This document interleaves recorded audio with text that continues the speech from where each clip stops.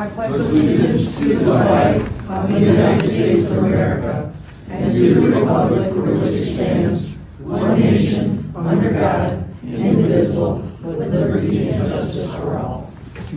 And if we could have a moment of silence for our fallen police and fire.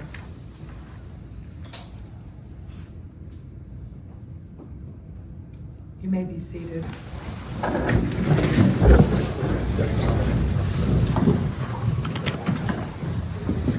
Kristen has roll call. Yes. Chief Sutter, if you would do us the honors this evening, starting us off. Scott Sutter, Chief of Police. Brian Will, Fire Chief. Don Grice, DPW Director. Brooke Card, City Treasurer. Kristen Kenyak, City Clerk. Ellen Glass, City Manager. Denise Miller, City Councilor. Brad Dick, City Councilor.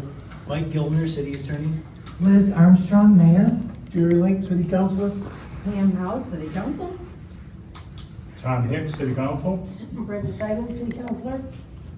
And that is going to move us into our special presentation this evening, our Dementia Friendly Communities Workshop. If you would come up, please. Thank you so much for being here. Well, thank you so much, Mayor.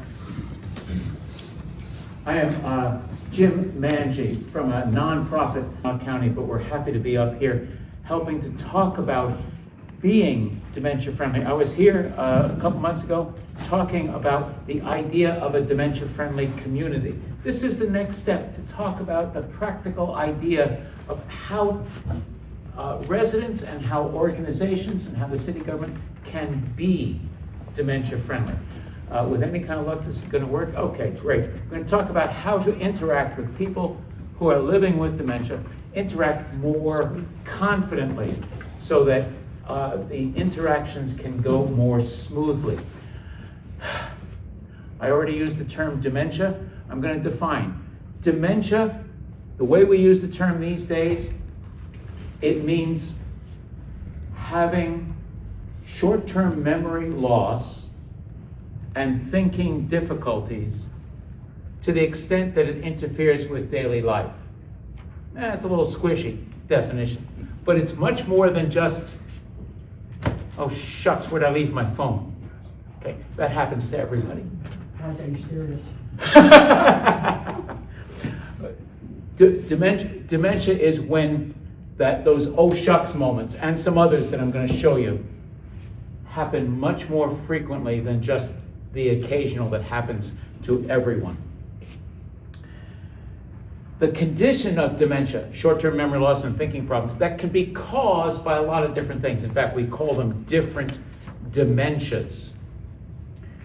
The major cause of dementia is a brain disease called Alzheimer's disease. There are others. There's Lewy body dementia, frontotemporal, there's a whole bunch of other brain diseases. They're different, but they're similar. The other major cause, the second major cause of dementia, is vascular dementia. It comes from strokes. Big strokes that are clearly obvious, and small strokes, what's called TIAs, transient ischemic attacks. They look like somebody fainting, and they look harmless. What we know now is that an accumulation of TIAs, a sequence of them, and most people have multiple TIAs. Most times they can lead up to cumulative damage and cause dementia. The major cause, 70% or so, of all cases of dementia are caused by this brain disease called Alzheimer's. I want to show you a little bit. This will take just a couple of minutes. There's a lot of good information in here. With any kind of luck, this is going to work. Yes? Oh, no. Oh, no.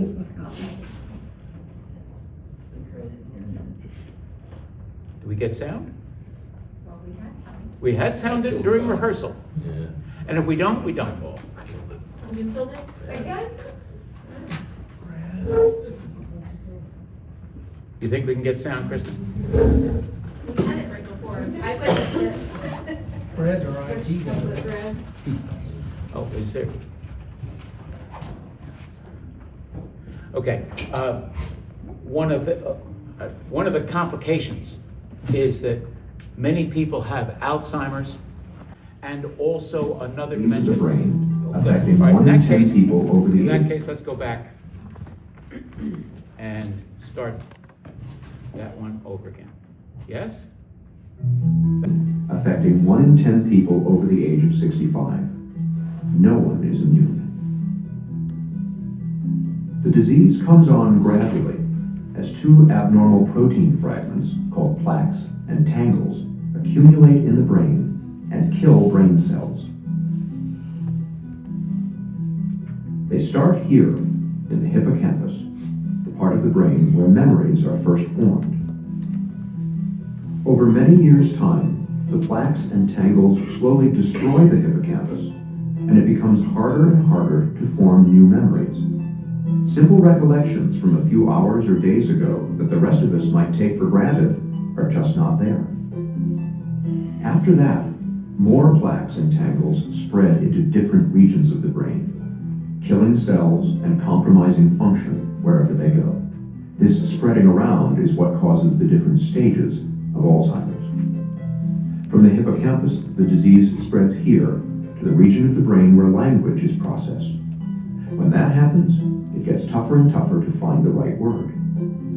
Next, the disease creeps toward the front of the brain, where logical thought takes place. Very gradually, a person begins to lose the ability to solve problems, grasp concepts, and to make plans.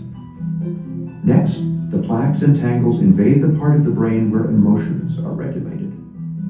When this happens, the patient gradually loses control over moods and feelings. After that, the disease moves where the brain makes sense of things it sees, hears, and smells. In this stage, Alzheimer's wreaks havoc on a person's senses and can spark hallucinations. Eventually, the plaques and tangles erase a person's oldest and most precious memories, which are stored here in the back of the brain. Near the end, the disease compromises a person's balance and coordination. And in the very last stage, it destroys the part of the brain that regulates breathing and the heart.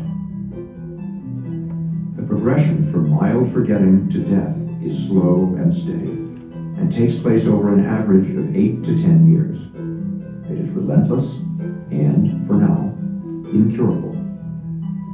Helping your family, friends, and neighbors to better understand Alzheimer's will reduce stigma, improve care, and even help the fight for a cure. Thanks for helping to do your part.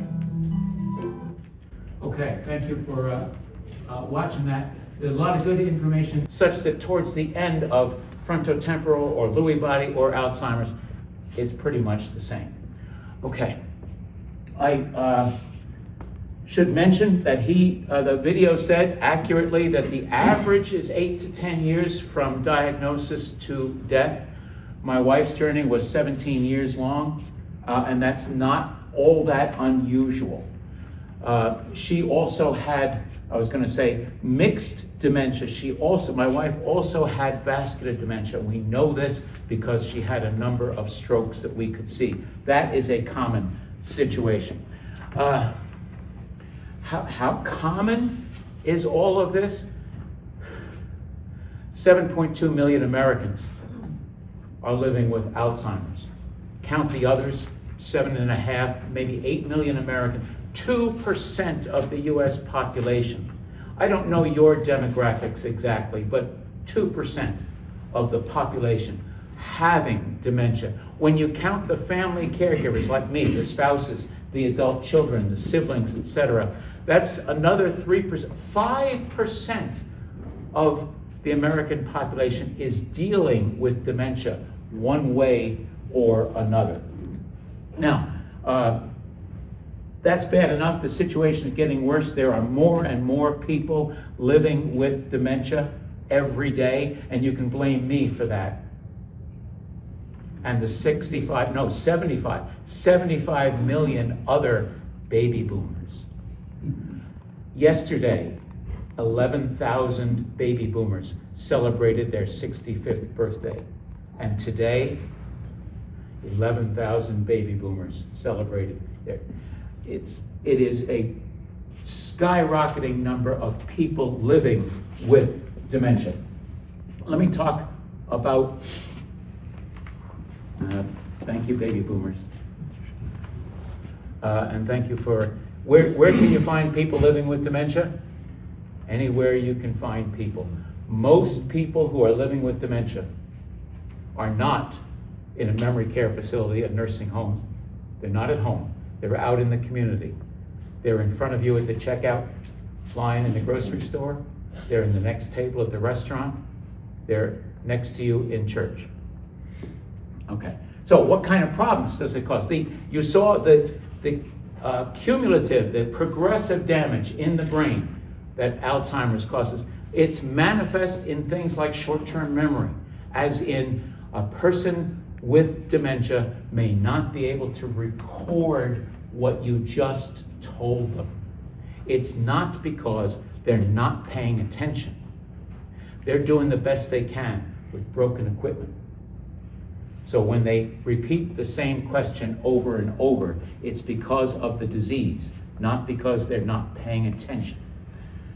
A person with dementia will have difficulty solving problems. And I'm not talking about solving the Middle East or something. I'm talking about solving the problem of how to make a ham and cheese sandwich. Something that involves a sequence of tasks. Or filling out some paperwork. And again, we're not talking about your tax form in April. We're talking about a bank slip or something like that. Or just plain difficulty with alien technology. And these things that you guys have, that's alien technology as far as many people with dementia are concerned. Okay. I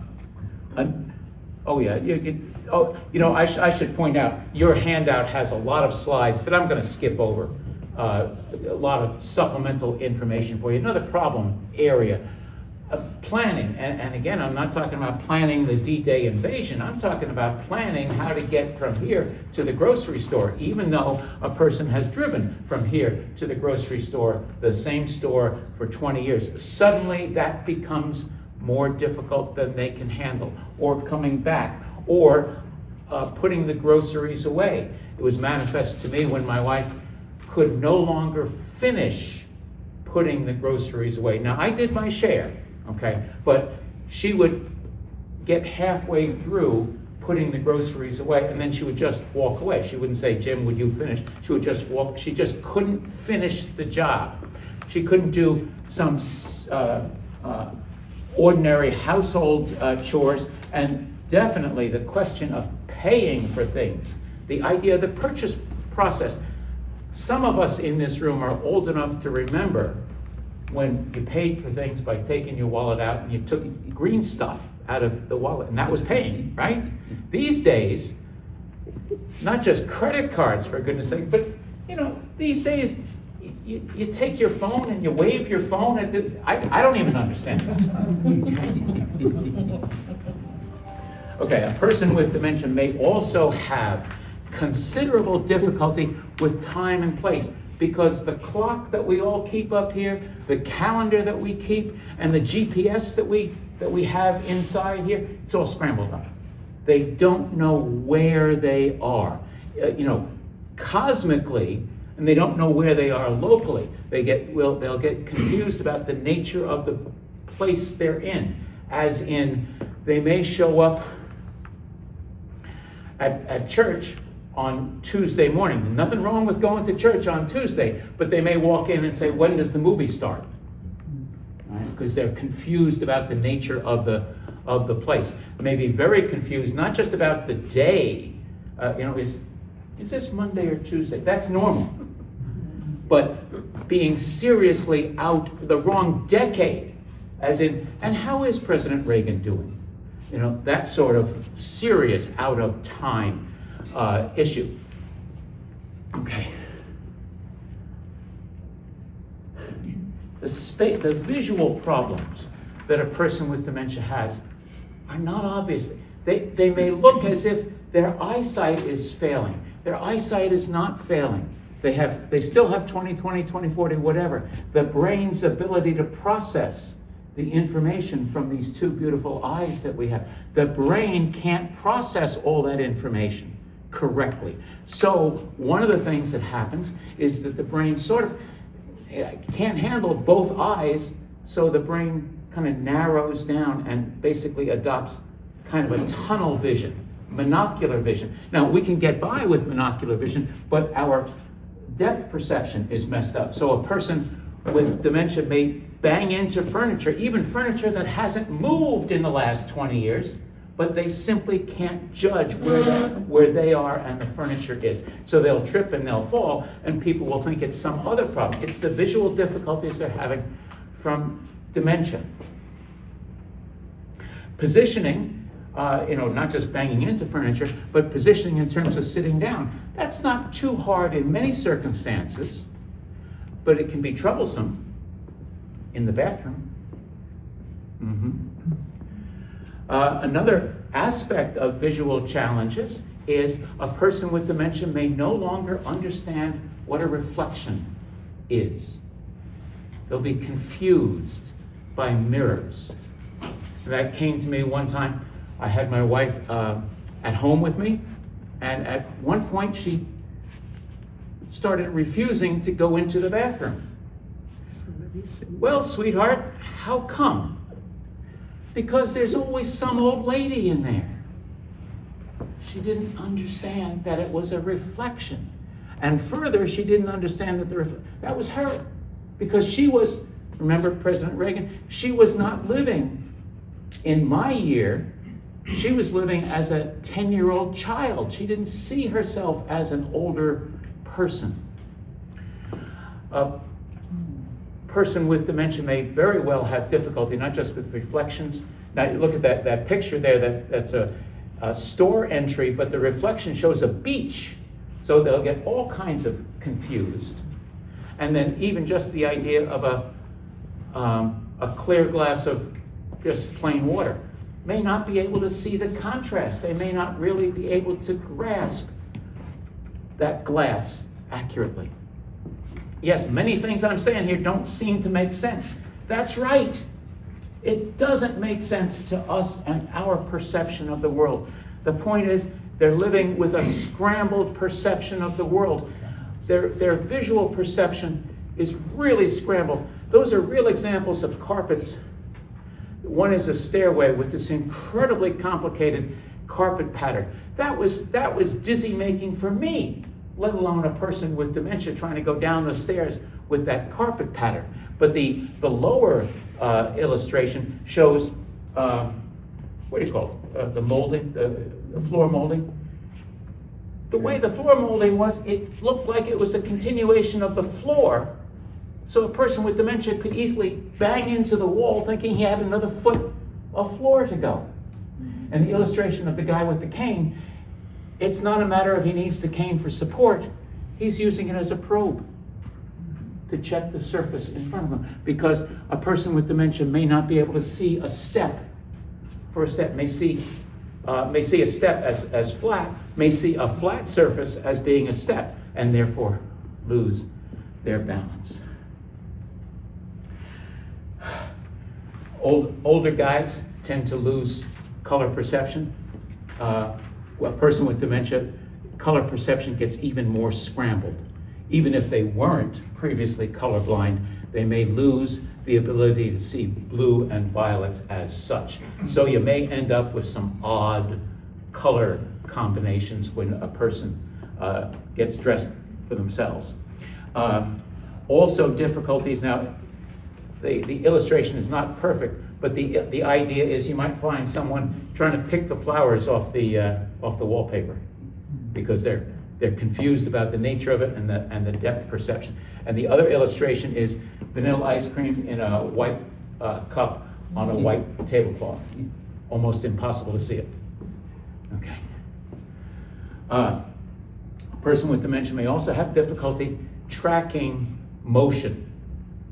Again, the brain's bandwidth is damaged. So someone who's moving rapidly looks more stroboscopic than smooth motion, and therefore can be really dizzy making. Stairs may look a different pitch, I think is the right term. They may look shallower than they really are, especially if they're not well lit. And escalators, I don't imagine you have too many escalators around here, but escalators can be a real challenge. I mean, the idea of a stairway moving is really scary. Okay, it's not surprising because so much of the brain is involved in language processing. It's not surprising that a person with dementia has difficulty with language in both directions, inbound and outbound. They may have trouble finding the right word. Early on in the journey,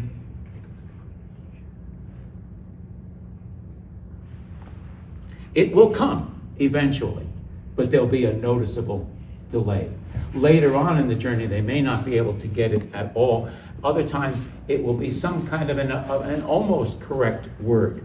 The thing that we would normally call a wristwatch might be called a hand clock, okay?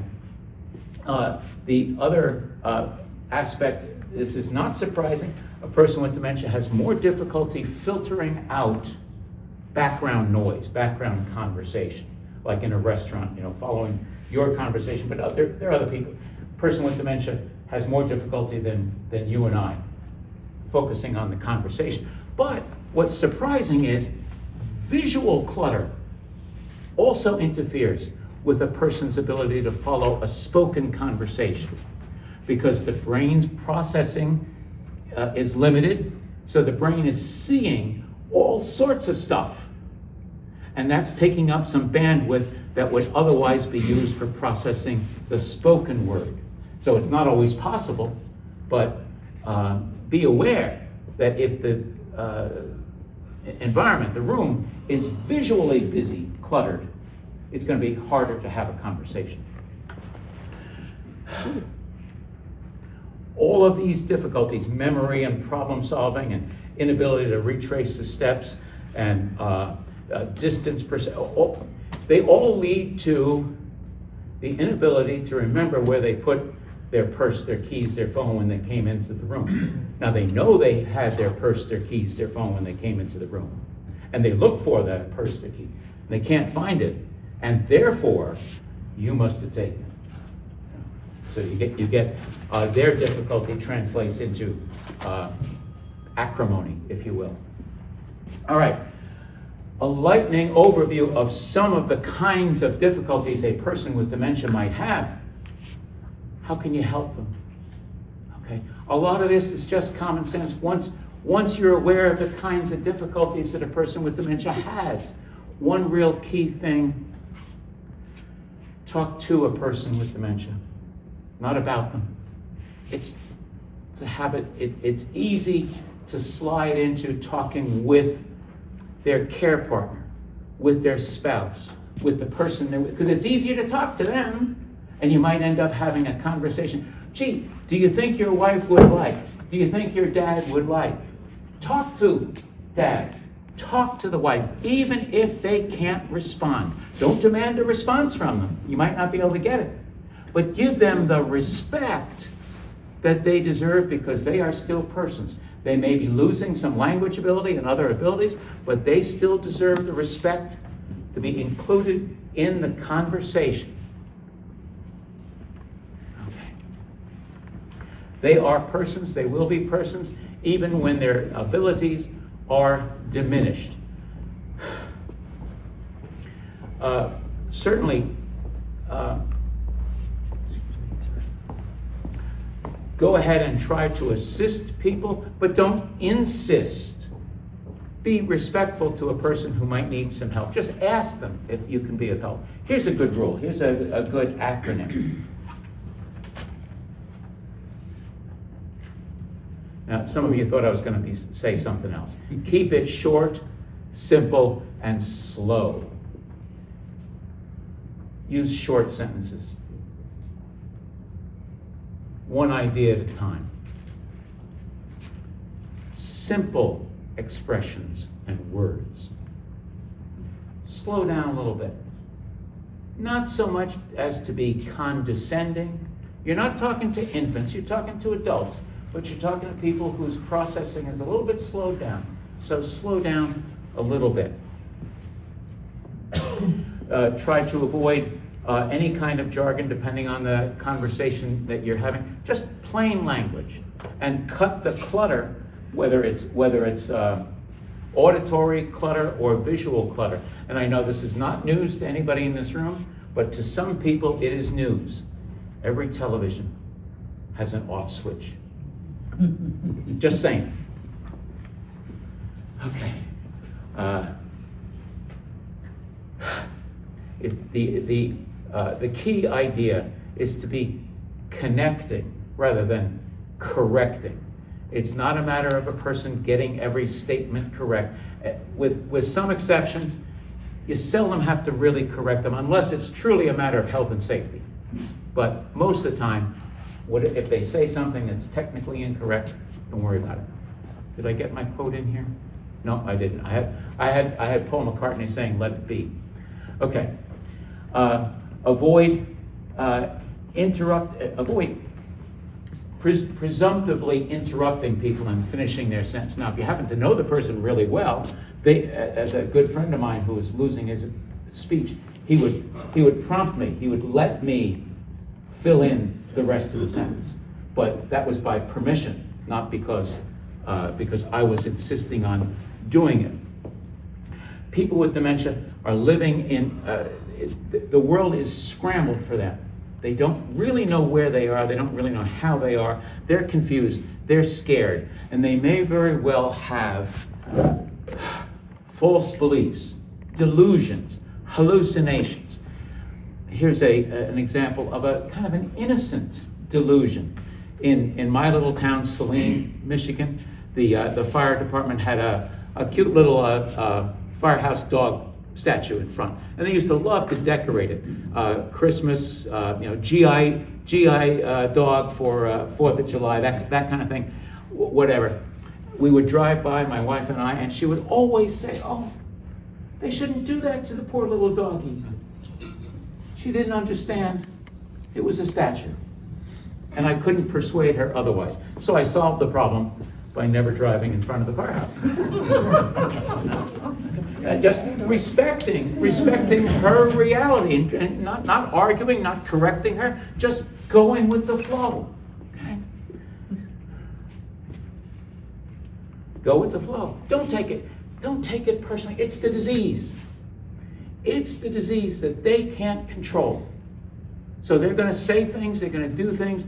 Once in a while, they're going to say something offensive because their filters are gone, their social filters are gone. They're going to say something that may be impolite. I'm sorry about that, but it's the disease. Cut them some slack, Jack. This is kind of an by the way, that the city government might pay attention to. Documents. Single column is much easier to read than double column. Nothing less than 12 point, 14 point is better. Arial, that is to say a sans serif type font, is easier for a person with dementia to read. Now, it not necessarily make a comprehensive change there, but if you have some discretion, think in terms of a document that is a little bit easier to read. Okay. Person with dementia is losing their words. My wife lost almost all of her words years before she passed away. So she spent quite a long time without any words at all. But she could communicate with me because she was still sending me her body language messages. As the dementia journey progresses, nonverbal communication becomes that much more prominent. It's always there. We're always communicating with our body, but it becomes more the primary channel as they lose their words. So they are sending us nonverbal signals, and we are sending them nonverbal signals. Now, when we're talking to them, it is to be hoped that our body language and our tone and our pacing are consistent with the words that we're saying. We should be aware of that because as they have difficulty processing our spoken words, they're going to be processing our nonverbal, even if we're not all. So we need to be a little bit more conscious of our nonverbal signals because they will be. And that nonverbal communication is going to be accurate long after words have faded. Hi. Asking people with dementia questions. Try to avoid, if possible, the open-ended question. Hi, what can I do for you today? That's too hard to answer. Would you like, two choices, would you like mac and cheese or chicken salad? Two choices. If neither, go to two more choices. But try to avoid open-ended questions if at all possible. Sometimes you can bury the answer in the question, as in, you've always enjoyed mac and cheese for lunch, right? And you just answered. There you go. I didn't even have to ask the question, right? Okay. Trying to avoid negative statements, as in, no, don't go that way. Instead of that, you might say, it would be easier if we went this way. Turn it into a positive if possible. You can't always do that, but you know, it's worth trying to look for a positive. Or in the case of my wife, sweetheart, your gloves might be more comfortable if you put them on the other hand. But I gave her the choice, and it was harmless. She wore the glove. She wore the wrong glove on. It's all right. Didn't matter. Go with the flow. Natural cues and gestures, the body language thing. A person with dementia may have difficulty with figurative language. They also may have some difficulty with pronouns. Now, we do it all the time. We talk about its and that's and theirs and all that. A person with dementia may have difficulty following what is it, what is that. But figurative, as in, well, let's just hop on down the road. Oh, you don't really want them to do that. Or as happened with my wife, sweetheart, may I take your hand? Oh no, don't take my hand, I still need it. Right. So, yeah, a little bit careful with figurative. Talk about physicality, signage in any time that you have an opportunity. Signs ought to be no higher than eye level, maybe even a little bit lower. But a sign up there is basically invisible. Signs should be really clear in terms of contrast. The ideal is black on white. In that illustration, white on dark red, okay, that'll work. But dark purple on light purple, that ain't gonna work. Right? Or some of these fancy scripts, just plain old ordinary font, ordinary signs. In terms of facilities, lighting, of course, but also stairs. Again, this is not always going to be feasible for you, but whenever possible, try to mark the stairs, the stair steps, so that it's clear that they are steps, that it's not just the regular surface. And I think I have, yes, restrooms. Okay, a couple things about restroom. Now, I don't think anywhere here you're going to have such a massive restroom there. Trying to avoid the white canyon, more of a problem in the guy's restroom. Okay, but the white on white on white can be really disorienting. And more locally, a different colored toilet cover seat. $19 at Home Depot. Blue or green, something different than white. It will help with orientation, shall we say. Also an exit, depending on the restroom. You may have seen these restrooms in some very fancy places where there's 3 or 4 doors inside the restroom. One of them leads to the janitor's closet, right? And so you end up walking into an exit sign out of the restroom is an easy thing to provide, okay? I don't think you have too many elevators around here. Do you? Many elevators? Okay. All right, I mentioned before the alien technology. Okay. All right, one quick thing about dementia, local government. Just trying to adopt these ideas about interacting with a person with dementia and applying them in government practice, in your offices. I don't know if you have much in the way of people in the field, you know, building inspectors or such. But the idea of making sure that any city employee who has interaction with the public, just a little bit more sensitivity to the kinds of issues that I've been talking about here for the last few minutes. Now, there's a lot more slides here. I'm going to skip most of them, but there's specific guidance about restaurants and a lot of other kinds of places, neighborhoods and such. The phone, now you may very well deal with a lot of people on the phone. Please be aware that the modern digital cell phones, the quality is lousy compared to the old-fashioned analog phones. And that is particularly troublesome for older people, especially older guys, because our hearing is not as good, especially hearing women's voices. It's a matter of pitch, right? So an older guy with dementia on a cell phone may be very challenged understanding what you're telling him over the phone. You're doing the best you can, but please be aware that he's having, you know, a little bit more auditory difficulty. So just give him a little bit more patience than you might otherwise think is necessary. Okay. Oh, this is for real estate. We don't need this. Yeah, there we go. I just wanted to mention, as a former caregiver, I can testify it is a really difficult job. So you may deal with people living with dementia. You may deal with caregivers, spouses, adult children, and they may be in a really lousy mood because they just had a difficult time with mom or dad or husband and wife. They may be late for an appointment because they cut them some slack, please. And consideration to the caregiver will be much appreciated, in addition to any kindness that you can show towards their loved one. And with that, ladies and gentlemen, I have gone really, really briefly. I know I have skipped a lot of stuff in there. I hope you find the additional stuff of information of value. I hope this has been of some help to you, ladies and gentlemen. Thank you so much for your attention.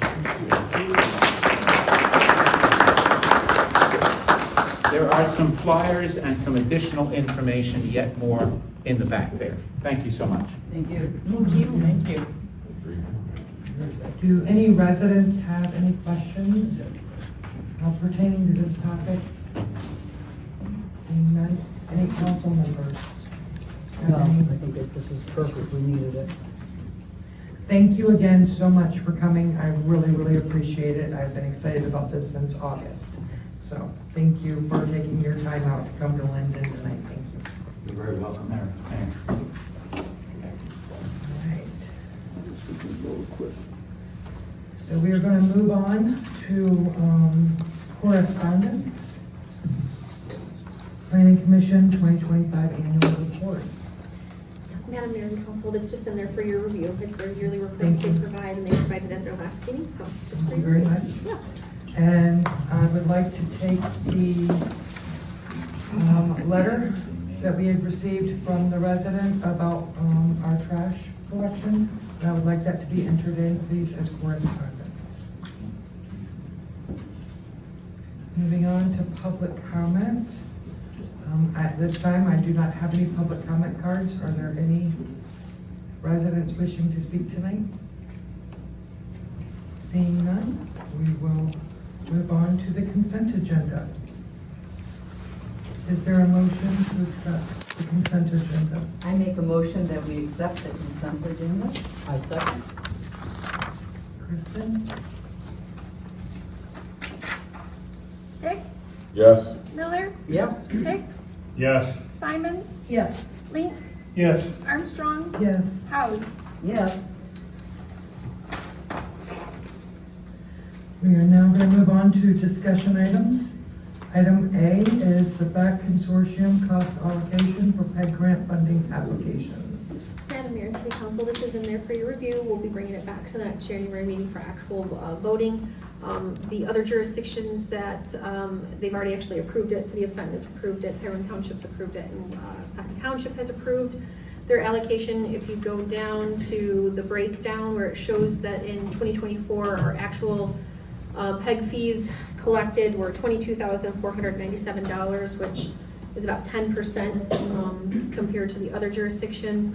And so our portion for the request is only $11,828.68. And this is the money that goes directly to the school for them to provide content to go on the public education channel.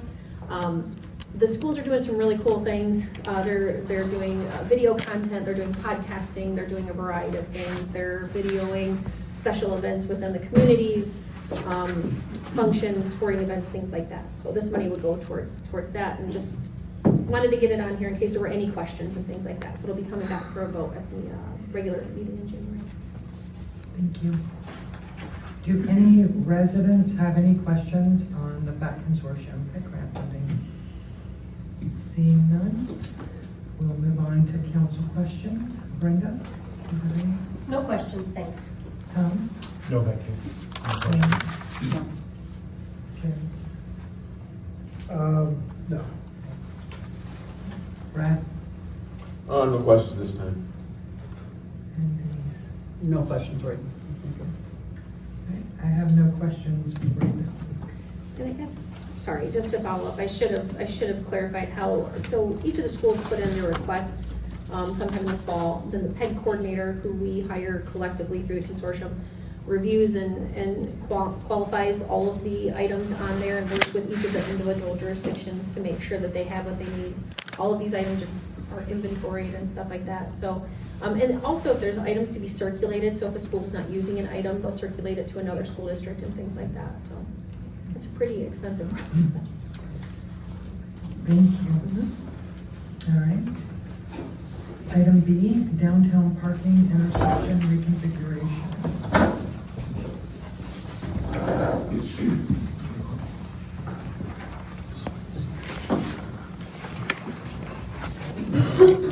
No doubt.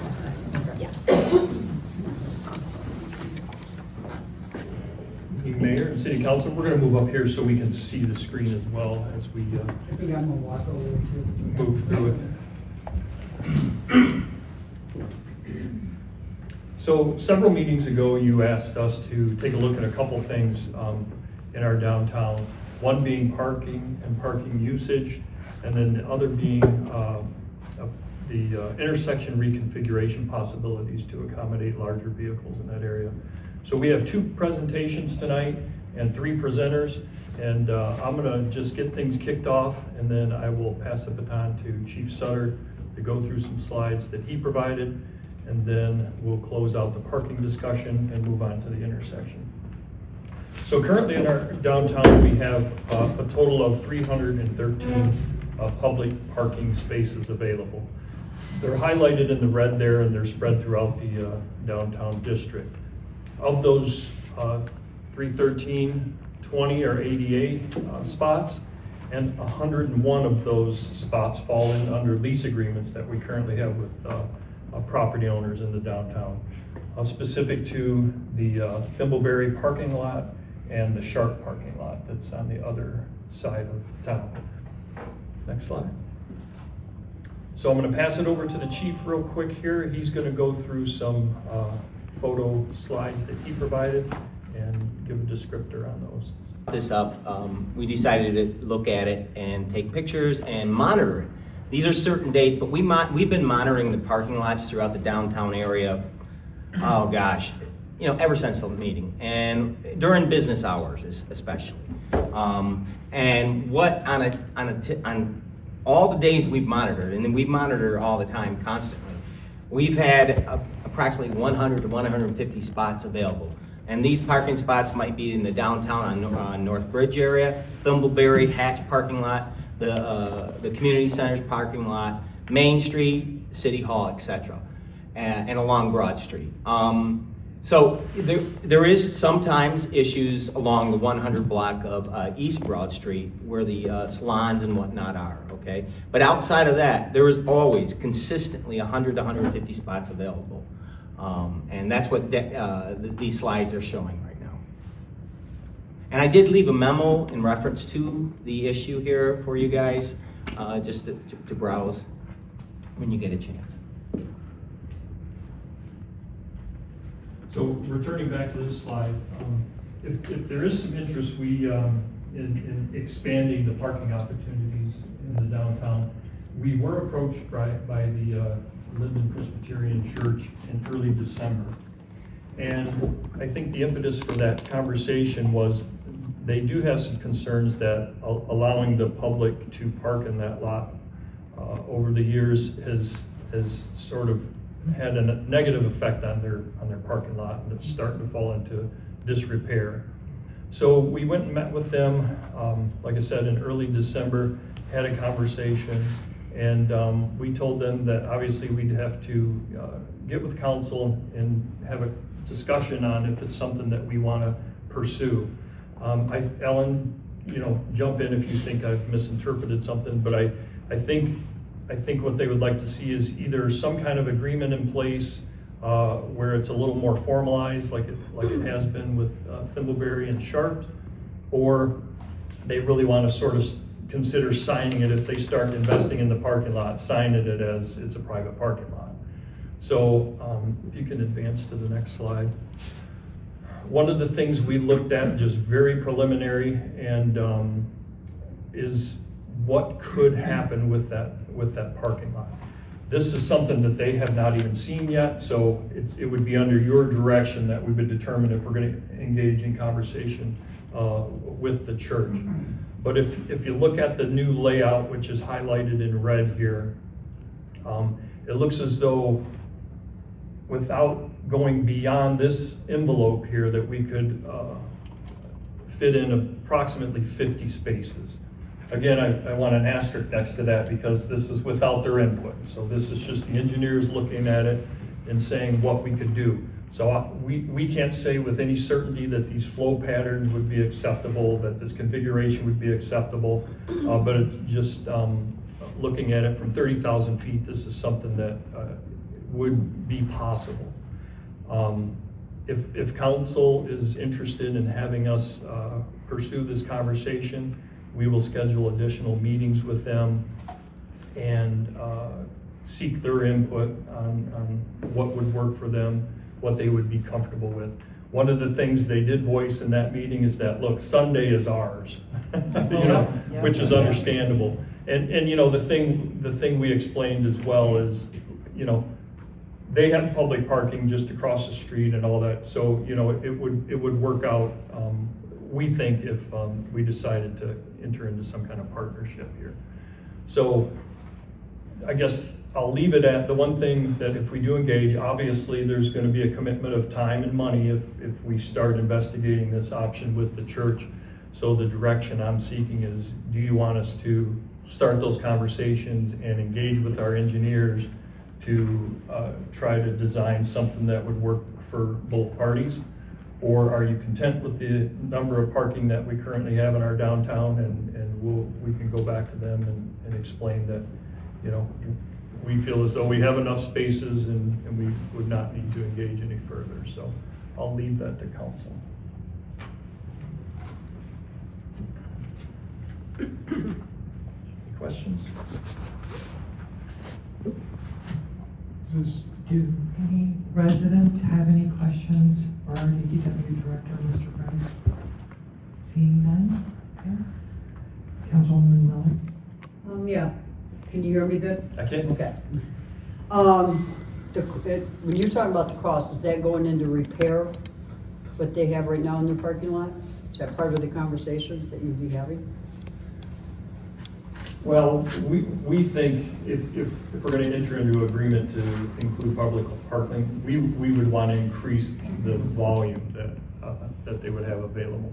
So again, it would take engaging with them to determine if these flow patterns or some other flow pattern would work before I think we would want to invest in making improvements. The downside of that is they could actually put up no trespassing, public or private, correct?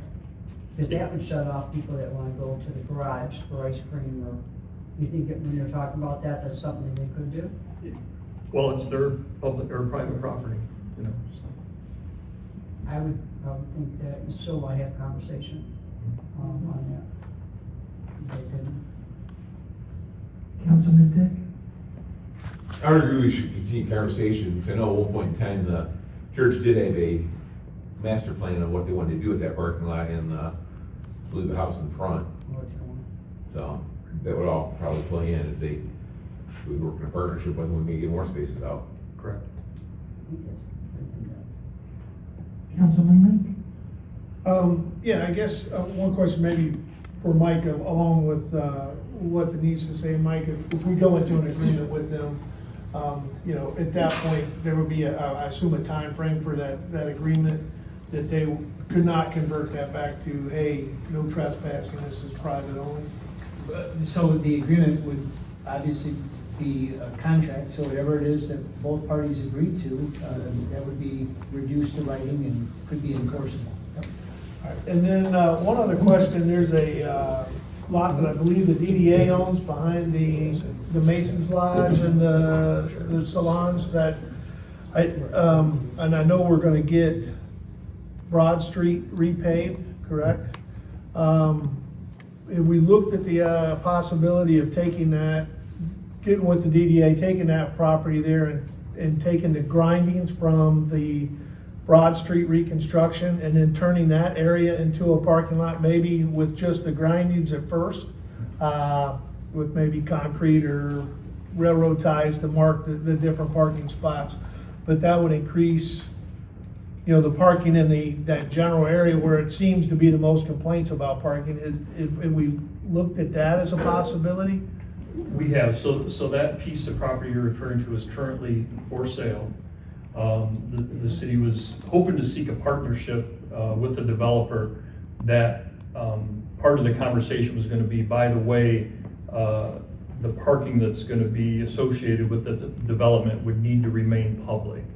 So we have considered that. Obviously, the property is under our control, so we could have that conversation and just do parking if that's the direction that we wanted to go.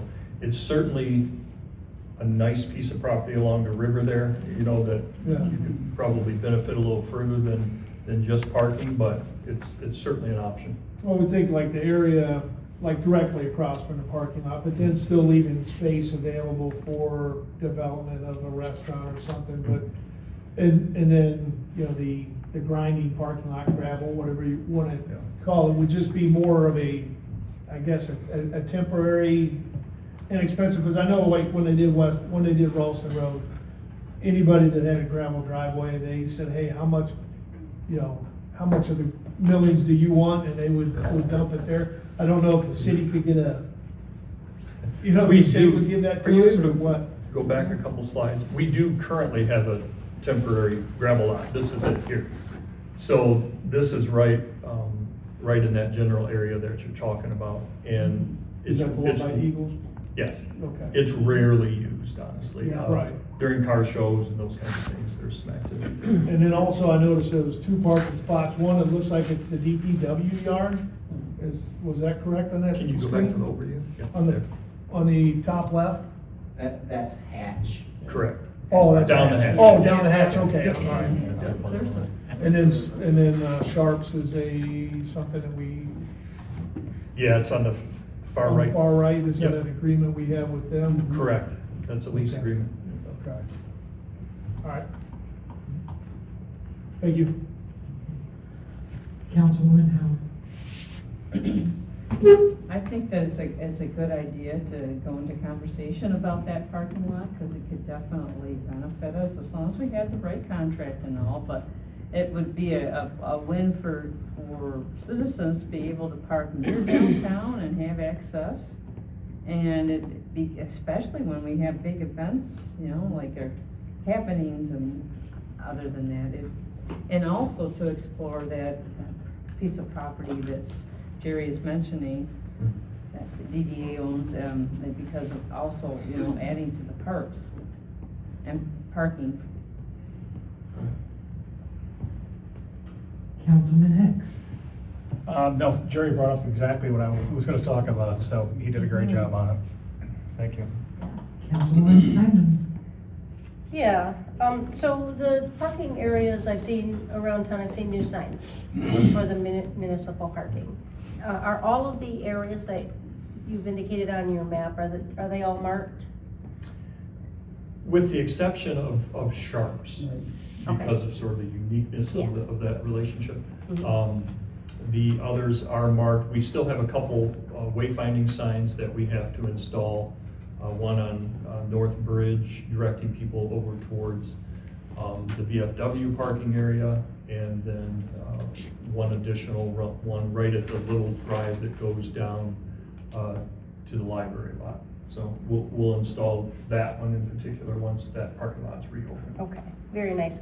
So, in a normal day, you've stated that you have 100 to 150 spaces available. A partnership for that parking lot would cost the city. It looks like a great idea in theory, but if we've got available parking, 100 to 150 spaces at any time, and sentence 2 here on the memo says current data indicates that parking supply consistently exceeds demands. I mean, I think that the parking problem might be a perceived issue, or it might just be at those times when we have perceived issue because people don't clearly see where the parking is. And other times when we have events, because, you know, you got a lot of people coming into town. So whether it's worth, the money is the only question I would have. Thank you for bringing this, and taking the time to do it. I really appreciate it. I would be definitely interested in at least looking and pursuing, to see what the cost of this is. I know quite a few residents utilize that parking lot now for the ice cream garage and so on and so forth. We have businesses on that side of town, and that way people don't have to walk with their children to cross the busy street. And so if we've been using it and they have been kind enough and generous enough at this point, I'd say let's have that conversation and just see where it goes.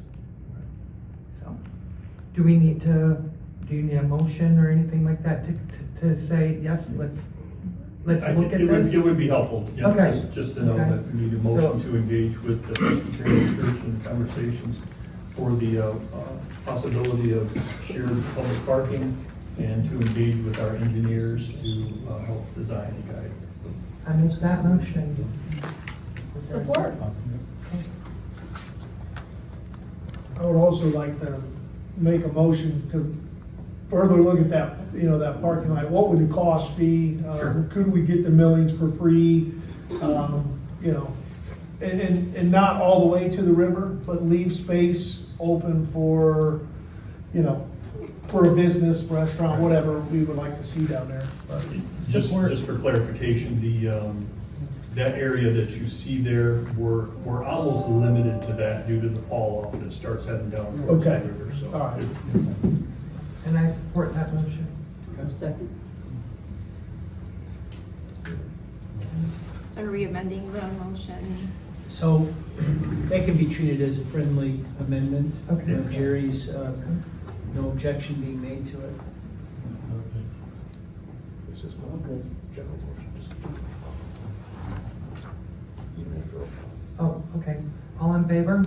Aye. All opposed, same sign? Motion carries. Thank you. Next, we're going to, I'm going to turn it over to John Lowe here to discuss the possibility of an intersection reconfiguration to, we can't get everything that we want, but John's going to show you what is possible down there with the limited space that we have available, so. Good evening, Council. My name is John Winlow. I'm a project manager and an engineer with Road Professional Services on contract with you all. I'm a bit new to Michigan. You might be able to hear by the way I speak, I'm not from here. I am aware that Roe has a long history with Linden, and we do appreciate that relationship. Let's jump in. I am going to talk about what's possible, but I kind of want to start with being an engineer. We like to start with problem statements.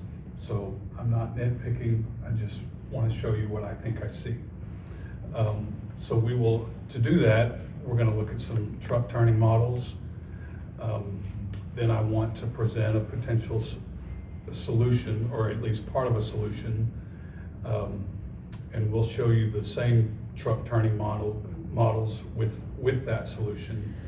And then finally, I'd like to talk a little bit, to be forward thinking, think ahead a little bit about maybe upgrading your traffic signal. Not necessarily now, but again, I'd like to show you what I see, and maybe consider programming an upgrade in the coming years. So with that, slide please. And next slide. Okay, so this is a little dim, but we took it in your striping there at the intersection. Thank you. That's much better. And I bring this up. This is your existing lane configuration at Broad Bridge. And this is kind of a reference for everything else I'm going to talk about. Next slide, when you're settled. Okay. This might be a little hard to see, but down here in the bottom left corner, this is what we engineers call the design vehicle. This is an 18-wheeler semi-trailer truck. And so what we've modeled here is the footprint of the semi-trailer truck turning left from eastbound Broad to northbound Bridge. So if you can, this would be the inside wheel of the turn, and this is what the outside, the back right bumper, that's how far it would swing out to make your left turn. And as you can see right here, it's clipping about halfway into your southbound left turn lane. Okay. My eyesight is not great, but I hope you all can see what I'm talking about. Although we have it on the same sheet, and I'll come back to this later, but in the same manner, this is the footprint of the westbound turning left. Turning left to go southbound on Bridge. I will talk about, you can see an overlap right here. That overlap indicates that if you have two trucks making a left turn at the same time, they're not going to fit. Now, I haven't seen that. I don't hang around and sit and watch the traffic all day. But you all are here much more than I am. So if you've seen evidence of this just in your trucks trying to turn, our model is showing that that's the case.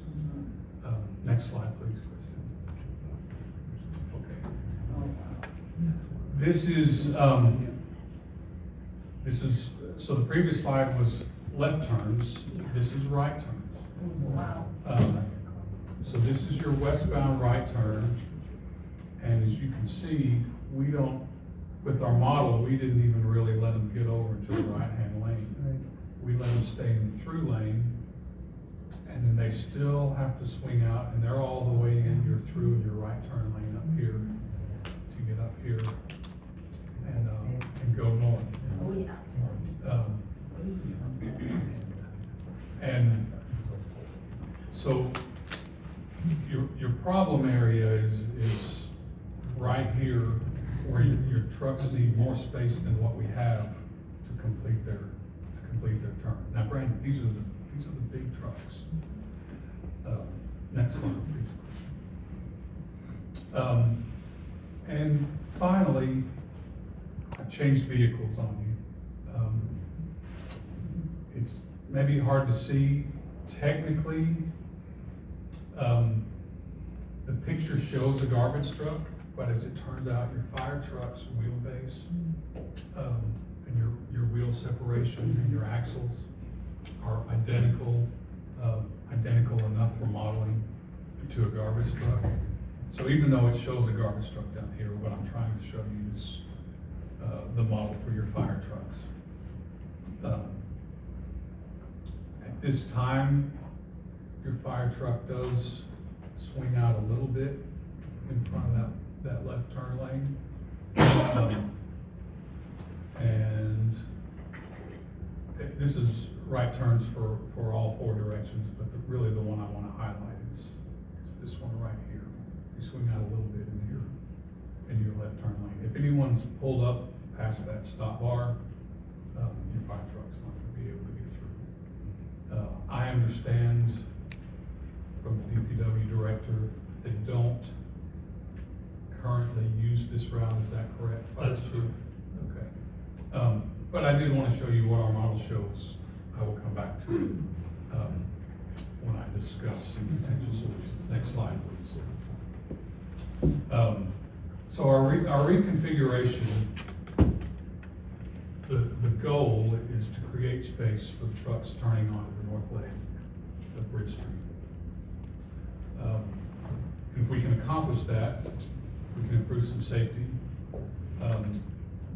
If desired, it would enable fire trucks to turn right on North Bridge Street. That is not their only issue with getting on the northbound Bridge Street, but it would help them make the right turn. And we would want to do this. Our solution is rather inexpensive. We just want to stripe a V. It's a striping job to do this. Our cons is we would need to remove part of the bike lane most of the bike lane between Walmer Street and Hickory Street for southbound. Then we would also need to remove 4 parallel parking spaces at the intersection. And I'll show you that on the next drawing. Go ahead. So our striping reconfiguration is shown here. This is where you would lose the parking spaces. And although you'd have space for the bike lane here, we would want to turn this into a shared lane operation, bikes and vehicles traveling together in the same lane as it approaches the intersection. So it's not that bikes couldn't use the intersection; they would just be sharing the lane with the vehicle. We don't show a revision to the striping down here, but if you would like us to pursue a solution on this, we would likely lose this bike lane for some footage as we approach Hickory, but we would transition back and open up a dedicated bike lane as it stands now. But we need this space so we can line up this through lane. We still have to jog a little bit to the left. We wouldn't have to jog that 3 or 4 feet if we could take the bike lane for a little bit. Next slide, Kristen. So if you remember before, when we had a left turn from eastbound to northbound, we were clipping right here where your existing left turn lane is. But it squeezes right in there, and they have a little wiggle room over that striped median. Next slide, please. And with the right turn on the northbound bridge, we really utilize the striped median here. And so they can squeeze through with that 4 or 5 feet we've got there. Next slide, please. This is the previous two were semi-trucks. This is to show you the fire truck footprint turning right, no conflict, turning right here. Next slide, please.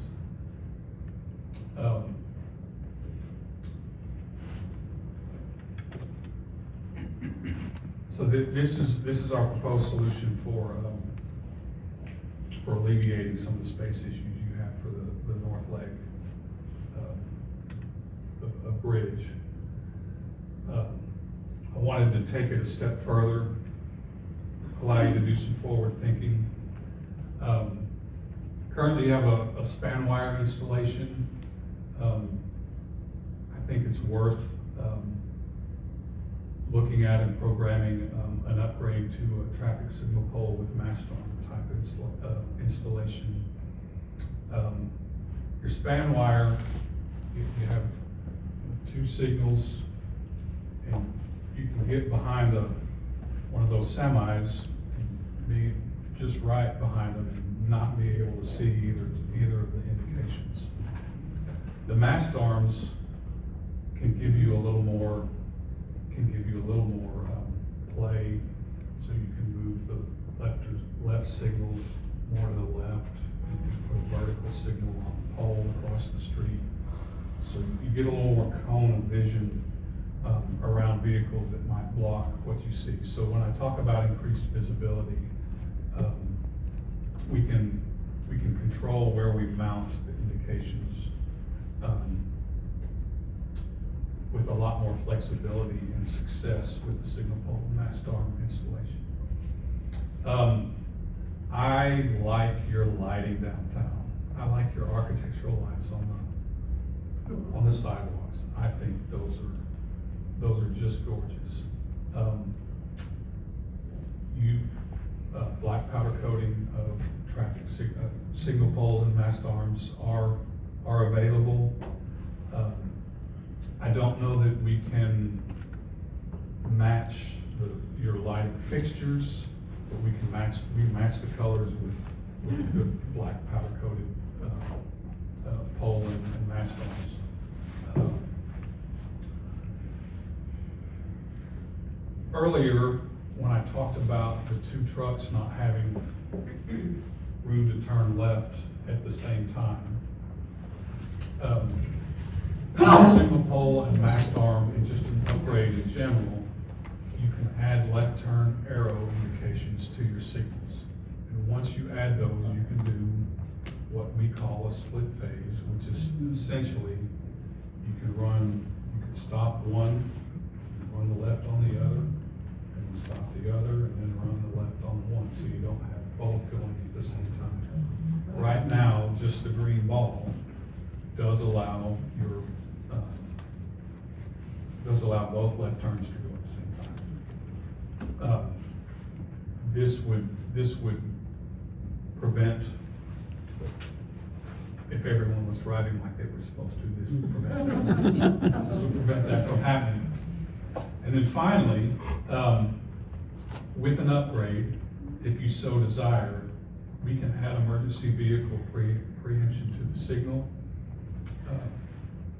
Can you back up one for me, Kristen? So that preemption, you hit your, I say clicker, but it depends on the vendor, but it's a button. But when your EMS has a call, you can hit the button, and your signal will receive notification that you're getting ready to do whatever you program it to do. It can give green indication for westbound, and it can stop everything else. And this wouldn't completely enable your EMS to come out of here and turn left, but once they got out of here, they can go any direction they want to go. The green also, it clears this traffic, but it doesn't stop traffic from coming over here. So if you really wanted to talk about a solution for EMS to come out of here, take a left, and go whichever way they wanted to go, we need to talk about another traffic control device to stop traffic coming westbound further east. But you can't have that signal without the emergency vehicle preemption at Broaden Bridge. So if you come to the point where you're needing to talk about solutions for minimize response times, this is where I would look first.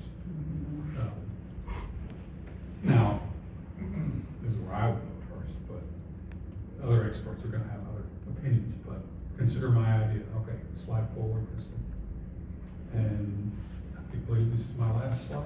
Oh, the left turn split phase would, I came back to this picture to say it would eliminate that overlap right there.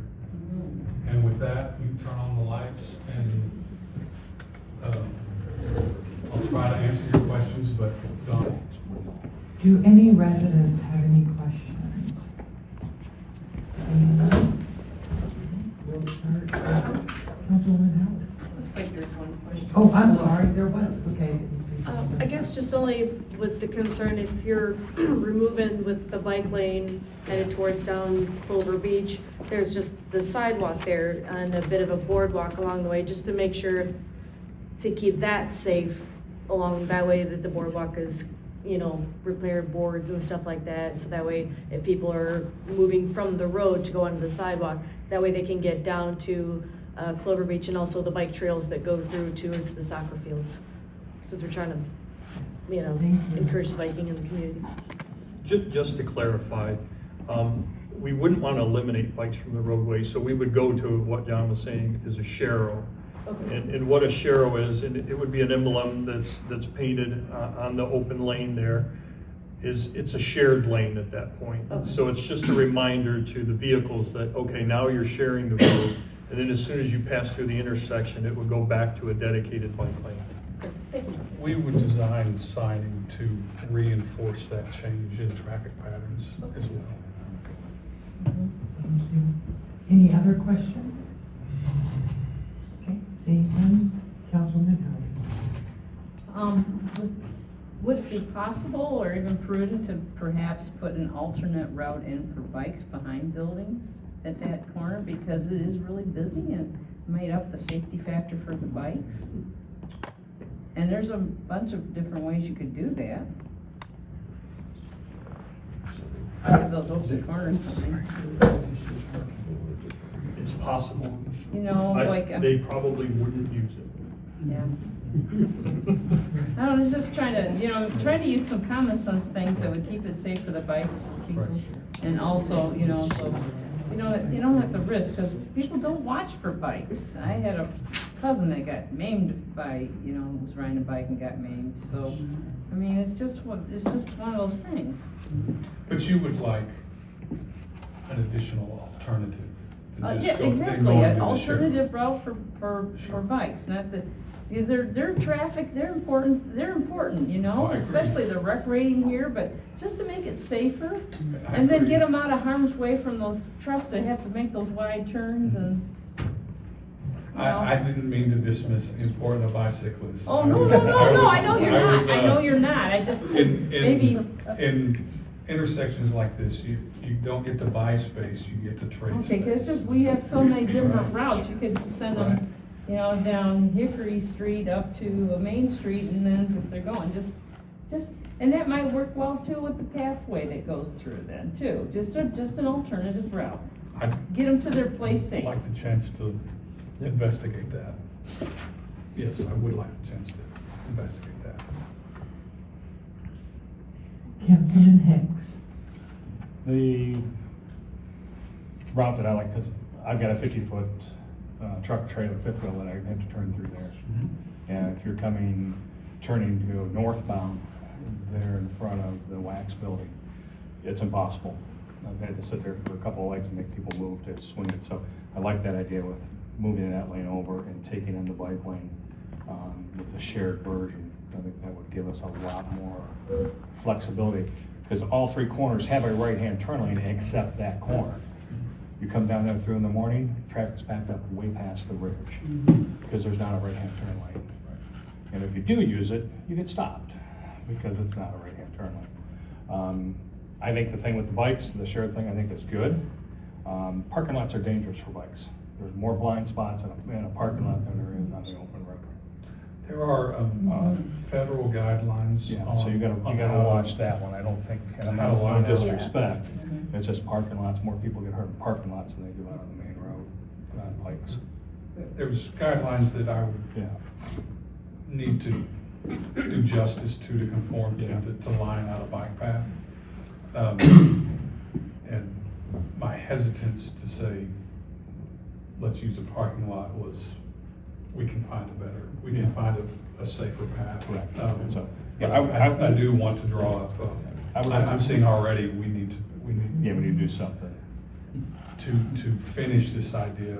Yeah. We need a better solution for the bicycles. I would like But to see. my task tonight was to show how it would help the turning. I would definitely like to see more of this. Okay. Definitely. Councilwoman Simon? I love seeing the new plan, and I can't wait to hear more. No other questions, thanks. Councilwoman Miller? I got a couple. Oh, boy. Is there a chance to get a left-hand turn light with the light system? Where, you know- Currently, with the light system you have currently? Yeah, what you're gonna do. Can we have it so people can make a left only? You know, because right now we get up there, we might have a couple seconds to turn, a couple people, I'm sure, Chief Sutter can see it, where you're going up there and you're hurrying up through a red light, or what they call a yellow light, to get through to make a left, because maybe one or two cars are coming. So that extra light system, with that, what you got? I think I understand your Okay. question. So I'm gonna take a stab at it, but if I Okay. miss, I may need you to re-ask. All right, go ahead. So firstly, we would need a mast arm and traffic signal pole installation in order to install the left turn indication. Along with that comes new traffic signal controller equipment. To just run a 3-ball operation, they're all simple computers, but the one you have in there is more simple than what we would need to, I assume, I'm making an assumption there. But you need a new controller system to add the phase for the left turn. So first we would need to talk about constructing a new signal just with steel and lights. Part of the process, we would take traffic counts and we would model the traffic signal operation, and we would want to optimize time for red lights, green lights, turning lights. We want to optimize it to move we would want to look at how your traffic patterns work and then optimize so it would move the most vehicles through the intersection. So to do what you're saying, I want to say, yes, it's possible, but the model may say it's not optimal. Okay. Does that make sense? I'm 100%. But in my experience of modeling, when you introduce a left turn only phase, you buy a lot of safety, but it eats up a lot of time in the cycle before it starts over again. Just something to look at. Sure. Oh, no, I want to say, yes, it's possible, but what I also, with the caveat of, we want to optimize the throughput and the upgraded signal. I don't want to give you a figure, but I think you would see a substantial improvement in how many vehicles we could move through the intersection with the ability to give dedicated left turns. You know, you said you didn't see, like, I don't know how many people's ever seen that 2-truck system. I personally don't remember it, but what I do know is we have a lot of the 2 campers. Okay. I drive a RV with an extension of my side-by-side. And we have somebody going across the street from me, or at the light, and he's got the 5th wheel. So I see that more common, especially in the summer when we have campgrounds coming up.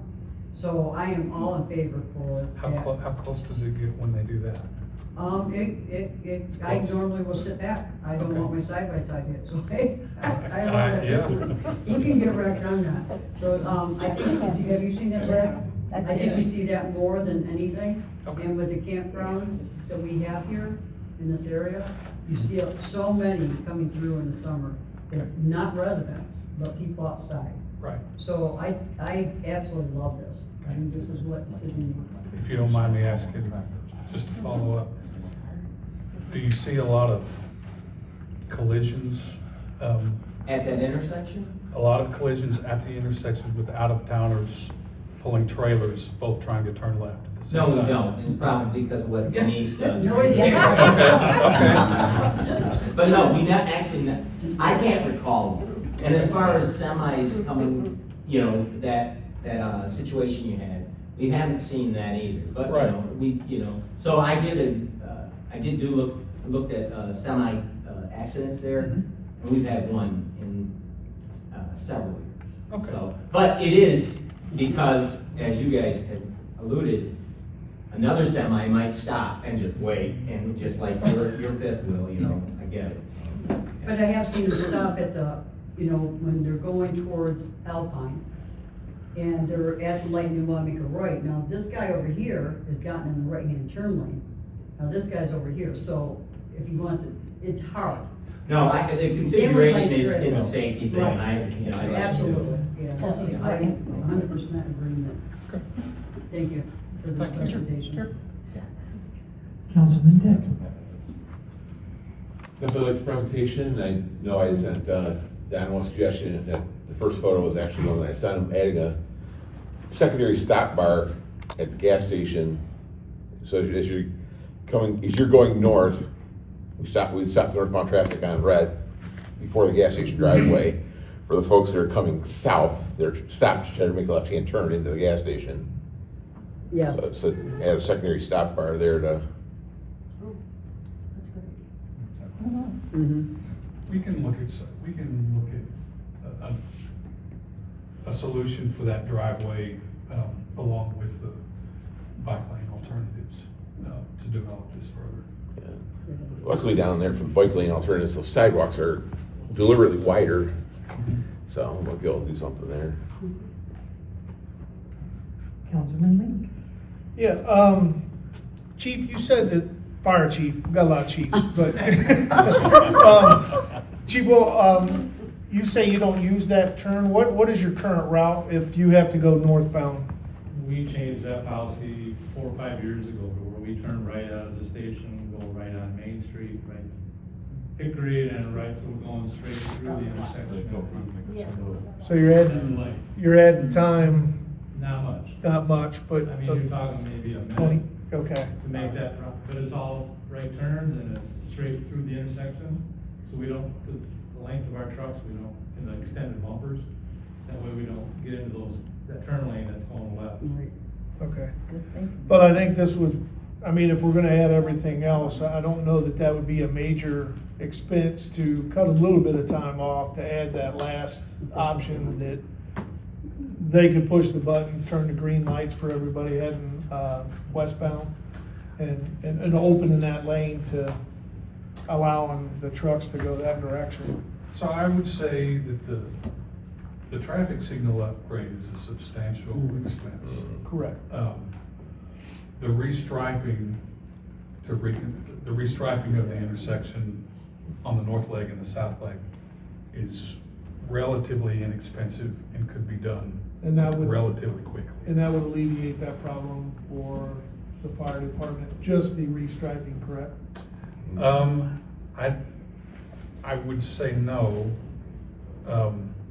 They have to make if they don't make the right, you have to make a left.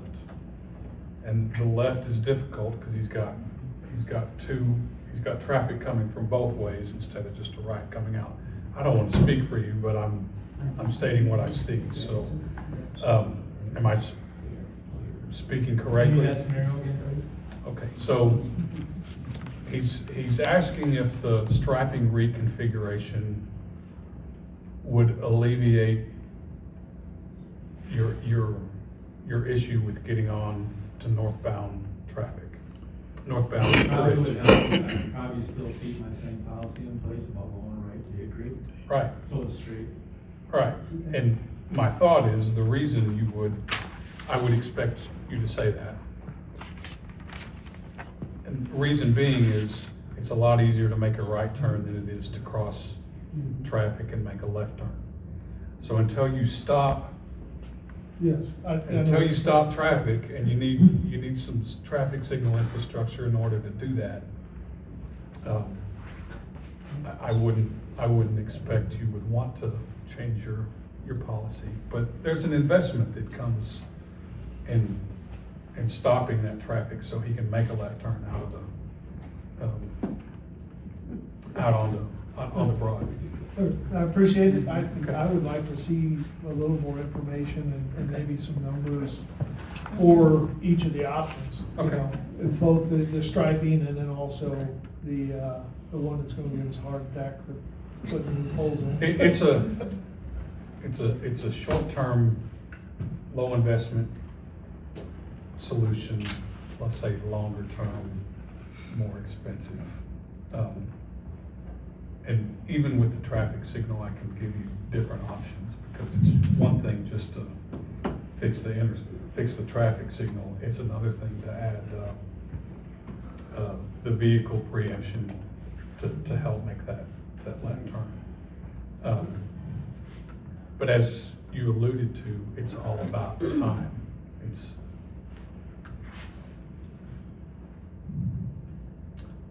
It's possible you could spend a lot of money and not buy him a lot of time. Okay, yeah. And we would need to, you would want to know that before you decide to spend that amount of money Right, on right. vehicle preemption. Okay, thank you. Appreciate it. I have a couple quick questions. But first off, this is great news. This particular intersection has been one of my hot topics for at least a year. So, and the things, the near misses and what have you that I have seen while out, is very excited. And I think possibly, I don't want to speak for them, but Rocker Financial, when trucks come, they're probably going to be excited about this too, possibly. So, the first question that I have, can bikes go on those sidewalks? I would discourage it. I would too. Yep. Yes. And I would definitely discourage it. Okay. And I ride bikes, and actually we have a lady here that actually is a bicyclist, and then she knows a lot about it. And people that really ride, they ride on the road. Okay. For the most part. There's conflict with people coming I know, out. right. That's what I- Not expecting a bike to be there. That's why I was asking. I wanted to, Or in parking lot. yep. And let's see, the cost, I would be interested in finding out the cost of lights, because I have seen so many near misses, well, and traffic back up pretty substantially. That would be And- a next step. Yes, and so, now this one I'm gonna send to Ellen or Don, not sure which one. Are there grants for lights? We would check it. It would probably be difficult to get for our intersection. Okay, all right. So we need more accents. No, Jerry. Well, it doesn't hurt, it's sad to say. No. Again, thank you, because this is like the highlight of my week at this point, so thank you so much for that. Well, no, truly, this has been, the things that I have seen on that intersection and the amount of phone calls I've gotten from residents that have almost been hit when an 18-wheeler is turning from Bridge, or from Broad onto Bridge, and having to back up so that they won't get hit. This is a big deal for me, so thank you very much. Thank you, Don, thank you, Ellen, thank you, staff, for y'all's work on Yeah, this. Mr. Clerk. So do we need to make a motion to get this moving? Yes, okay. I will make the motion to research all of the things pertaining to the traffic. Support.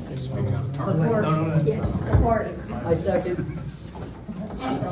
Is that worded enough? Okay, very good. All in favor? Aye.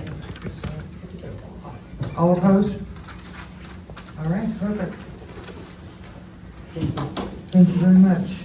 All right, item C, budget priorities. So I'd say that was a good segue, because it looks like you guys may have already identified some priorities this evening for the next budget, or upcoming budget. So honestly, we just wanted to have an informal conversation. I put in my memo to you guys that we're just looking as our staff and our department heads are developing their budgets before they get too far into it. Just want to make sure that they're hitting the priorities of council and benchmark. So just honestly, just casual conversations from you guys. If you, Madam Mayor, call on everybody to see if they have any input. So our staff can have some takeaways for their budgets, like I said, as they're developing. We did, and just FYI, Kristen, just in the packet included the last, just for point of reference, the last session that we did with Lou, and identified the other projects that we have kind of ongoing. Obviously, you know, you can look down that list and check some of the things off that we've already done. For the upcoming year, obviously, we've got to finish Safe Routes to School, the mill, we've got the mill and resurface of Broad, we've got some bridge work, forthcoming, stuff like that. So those are those projects that are just already in the hopper. We'll be finishing those up as well. So, and then I also included in my update just the current budget for point of reference to help jog, maybe some ideas or thoughts from you all. So, happy to hear any input. Do any residents have any questions or comments on the budget? Okay, seeing none. All right. Let's start with Councilman Dick.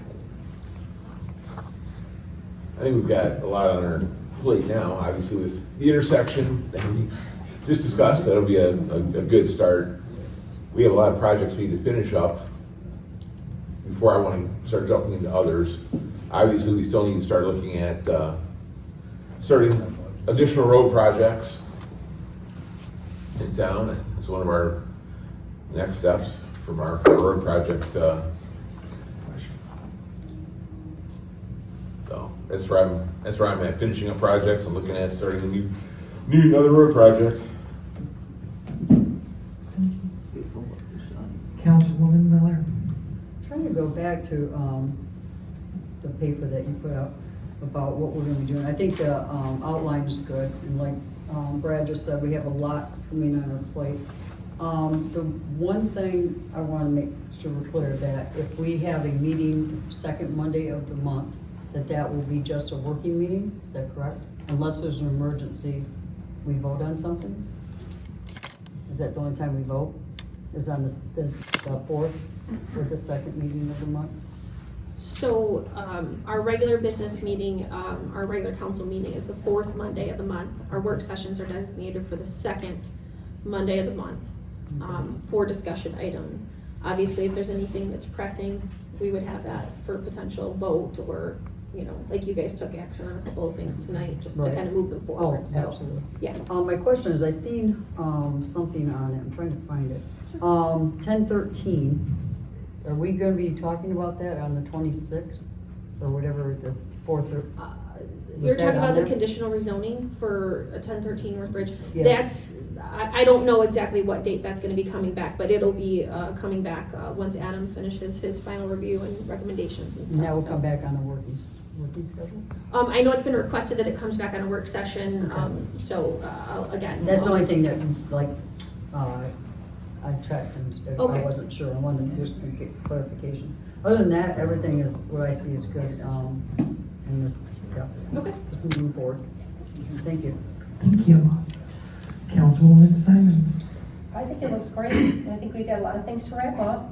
We've got some really good things going on. Only question I have is, do we have any investment in the Southern Lakes Parks and Rec, the left pathway? Are we doing anything with them? That's just the independent contracting. Nothing we need to do between the park and where the sidewalk starts? Triangle Park, Yeah. the trailhead. Right. So right now, the only funds that are set aside specific for that is the escrow from Charter Senior Living. We are the fiduciary. We're holding that right now. It's about $60,000. But that's obviously not ours. Once the project it moves further, they're going to request that, and that'll go into the overall project. But that was something that was in part of the development agreement, that they would pay for the installation of the pathway in the front of their property. As far as funding for Triangle Park and any of that, I know looking towards the future, there was talks about potential shared maintenance agreements with Fenton Township, City of Fenton, and City of Linden. But other than that, They are gonna bring it up to the sidewalk around that curve. it's On the right-hand side as you the head pathway outside. starts. They're It gonna starts bring it up to that sidewalk on the right-hand side To as where you're the, going. where the triangle ends. correct. Yeah, Okay, on the north. nothing else. Okay. Councilman Hicks. No, looks like we're gonna have a good, exciting year. We've done a lot last year. Looking forward to seeing more in the budget. Just to touch on the triangle, they are planning on rebuilding the Triangle Park for us, correct? So it is something that we, yes, when Don and I are, I'll say Don brought it up at the last meeting that we had, the update meeting. We have another update meeting tomorrow, so we'll make sure that it is restored to satisfaction, and they've, again, we have no reason to believe that it wouldn't be at this point, but it is, yeah, they're using it to stage a lot of stuff there. Yeah, it's gone right now. Yeah, there's no park. That's all I have. Thank you. Councilwoman Howard. I just, as far as like goals for this year, just getting all our projects, as everybody else has said, done, and making sure that the mill is doing well. The only thing I can think is, because we have to decommission our water wells, so we're going to have that DPW property right there, and maybe having discussions on what's going to happen to that once the wells get decommissioned. And that leading to a usable, safe building for our employees, the DPW, and a up-to-code police department building with holding cells and all that. So they're, in code. And pretty much that's all I think. Thank you. Councilman Lee. I'm gonna kind of agree with Brad. I think, some of the items that we've talked about tonight are gonna put, between wrapping up all the existing projects that we have and those, I think that's gonna put a pretty full slate for the city for most of the year. But, I know I believe we're gonna be speaking about the recording of, Denise, you mentioned the recording of the meetings and stuff, or Ellen, I think. So that might be coming up next month. Budgetary wise, yeah, okay. All right, budgetary wise, that would be the only additional thing that, there's obviously a lot of topics, a lot of things we can tackle, but from a budget standpoint, that would be the only other one. Mayor, when you're done, can I speak again? Thank you. Madam Mayor, sorry. So other than the things I discussed with you earlier today, Ellen, just had some quick questions on. I think the things that were brought tonight, I would love to see those get started. And the mill, making sure that our treasure is hopefully finished this year. Madam Mayor, can I speak? Yes. First of all, the signage up at Triangle Park, can that be changed at all, or can we put and look at maybe changing it? Because it looked pretty rough, the welcome sign coming into Linden. So we've talked about changing out the welcome signage previously to updating it to something, updating actually all of the welcome signage. So I know that's something that was on the DDA's radar before, and working in partnership with the city. Okay, perfect, because I think that will look so much better coming in if we can maybe afford that. And lastly, I'd like to thank Brad Dick for his pro tem last year. Did a great job. Thank you.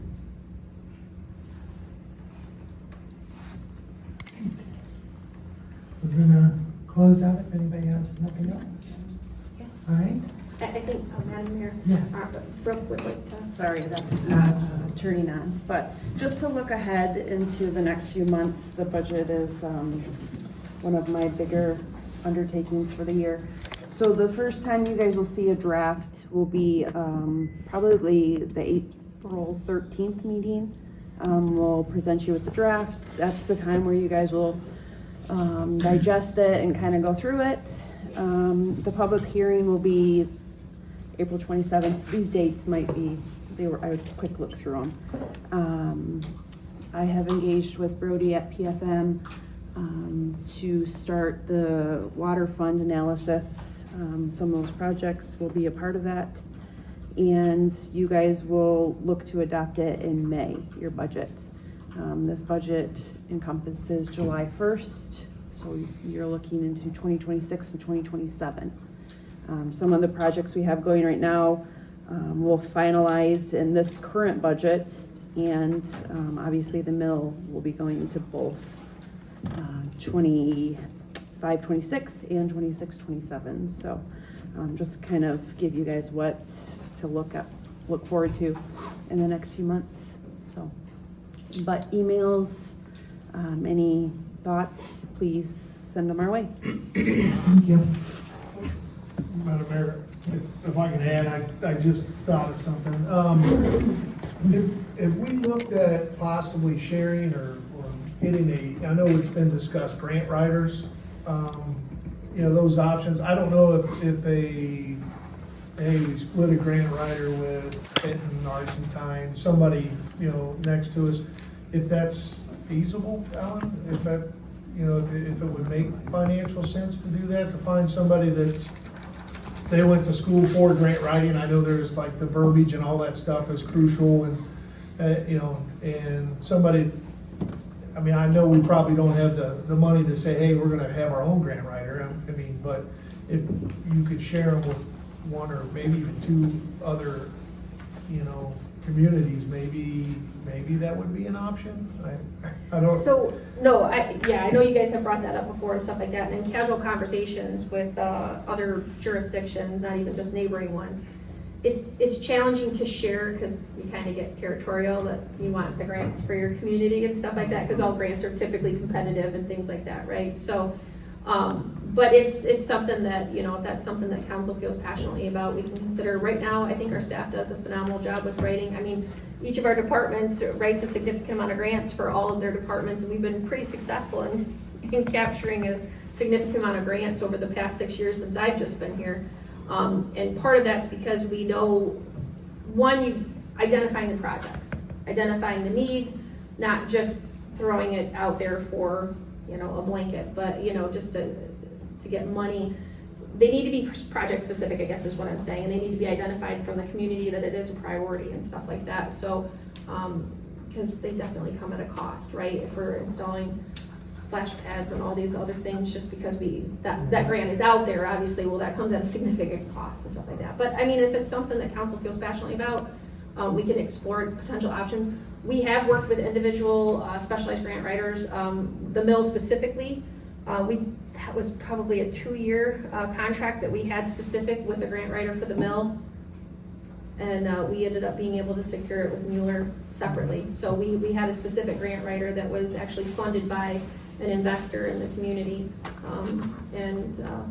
But yeah, we can explore options for that.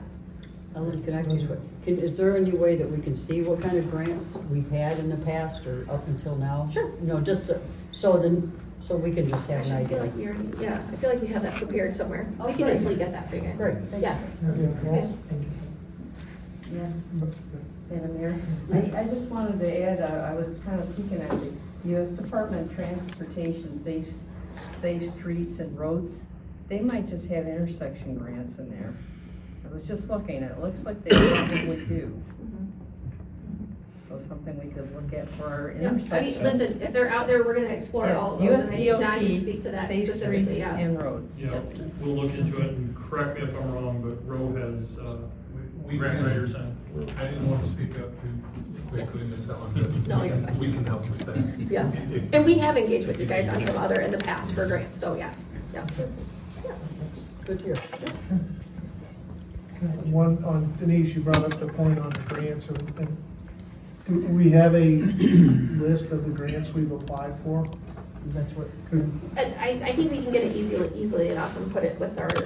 you just put it like in the report or something like, hey, here's the status of the current grants and stuff. That way, we would know what the status of the grants are, either, accepted, denied, why it was maybe denied, and also residents could see, hey, we're out there, we're applying for a bunch of grants, to try to get free money. Well, that's why it's important for us to get your guys' priorities, Yeah, right? We need to understand what your guys' priorities are and what the direction of the city is, so that way we know that when there is a grant that comes available, that it matches it, and we can, try to, We're good. yeah. Good one. I mean, for me, it would be, hey, let's, try to get, I know you're trying to get in as many grants as we can, but if it's more visible that, how much work you guys are actually putting in, applying for those grants, I think that would be good to let everyone know, hey, we're trying. Maybe we're not successful for whatever reason in the grant application, there's qualifications, right? We don't qualify, but at least we're showing that we're giving the attempts to get it. Yep, we can work on getting a list together of the grants that we've been successful with, and then the ones that we maybe currently have in the hopper or have applied for more recently. Now, do you all have an overall spreadsheet that encompasses all the grants that have been applied for with all the different, because I know there's multiple. Each department tracks that. We don't have an overall master list. Okay, just wondering.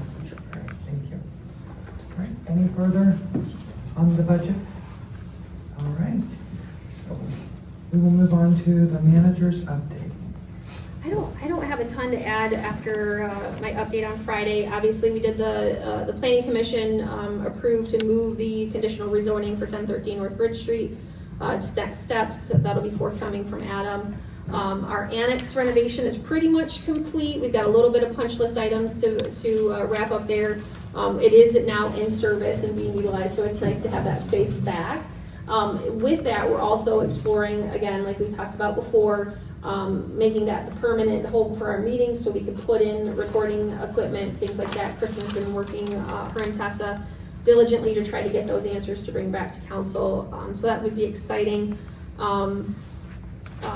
Mill project, the work continues on stabilizing that east foundation with the, we're pending the installation of the cofferdam on that river facing side of the structure. Overall project completion date has not changed, but we're anticipating that there will be some changes, but still hopeful that we'll be able to get that project across the finish line in 2026.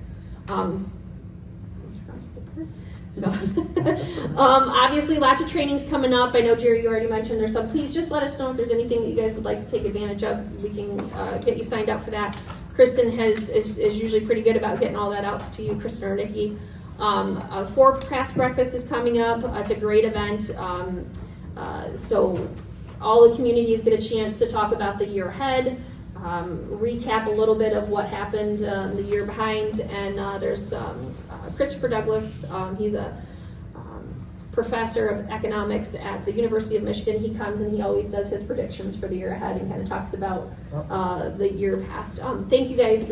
We had a great ribbon cutting event today at Alpine. So it's exciting for the pharmacy, and they have a whole week's worth of sales and different things planned this week. So take an opportunity to check that out. I already touched on this as well, that Kristen's working on getting the meeting recording information to you guys. And so obviously that's something that we'll be able to incorporate hopefully in the coming budget. Other than that, getting a lot of these projects across the finish line. So thank you guys. Any questions? I'll happy to answer. Is there any questions from council or residents? Seeing none, we will move on to council comments and reports. And since Brad did not get a council comment in December, I am giving him first crack this evening. I apologize for that, Brad. It's all right, we'll go back to December then. Okay. The Lindenwood project, we had residents asking us about their driveways and such. Road did hand deliver letters confirming that they will be cutting the driveways and replacing the driveway flags to all the residents affected coming in the spring. They said maybe with the weather in the wintertime, I don't think we want to do anything in the wintertime. But hopefully we'll be looking forward to that in the spring. Anything else to add with that, Don? Or? Nope. Okay. Yeah, it was interesting because they hand delivered letters to the residents, which is unique. They did come, and they clarified that they clarified that the city wasn't paying for it. They were took responsibility, so it's good. I appreciate that. Thank you for all you guys' help at the Christmas parade. It was a fun time. Cold weather, but it was fun for everybody. And we got to work on getting fireworks that'll go on ice, I guess. No fun. Hold on to them for the summer. Yeah, no, we did, and that's exactly it. So they'll be going again. So we appreciate everyone for that. That's about all I got. Well, I'm going to thank each department, all you guys. You know I love Linden, and I'm so appreciative to all of you for everything you do to make our city better. I walk around and people tell me, they like this or they like that, and it's never a negative, it's always a positive. And I really appreciate, all you guys doing the daily work, and all you guys, volunteering here and making it better. So that's all I got. 2026. Thank you. Councilwoman Simon. I don't have anything to add. Thank you, everybody. Councilman Hicks. I just wanted to kind of clarify what she said. Thank you, everybody. It was an exciting year for 2025, and I'm really looking for 2026. Don, the Ralston project, is it totally done, or we still got a couple little things we got to mop up? No, it should be pretty much done. If there's something. Well, the only thing I know, we talked about new speed limit signs. Yeah, that's separate of the contract. That's separate, Yeah. okay. Yeah, So that we'll do that. project. We'll do that in-house. Okay, they did a beautiful job, and by the way, it's a very nice job, very professional. Other than that, that's all I gotta say, thank you. Thank you. Councilwoman Howard. I just wanted to give a Metro meeting update, and that December was the Christmas party month, so understandably, there was very little on the agenda other than one approving some roadwork stuff for Montrose, but it was a short meeting. And then I wanted to, I just wanted to mention that I'm really looking forward to 2026. I'm looking forward to some team building opportunities for council. I'm looking forward to going to training, CapCon, and doing the very best I can always do for you. Thank you. Councilman. Yeah, I'd like to start out, Brad. Thanks for to the team. You're part of the team, but the Linden happenings, it was a great job on the holidays, the Christmas, the holiday happenings. And yeah, but you didn't get your chance to speak, so we'll double it up. But it was a really good time. He's a great man, yes. Excuse me. You're choking me up here, so I'm getting real emotional.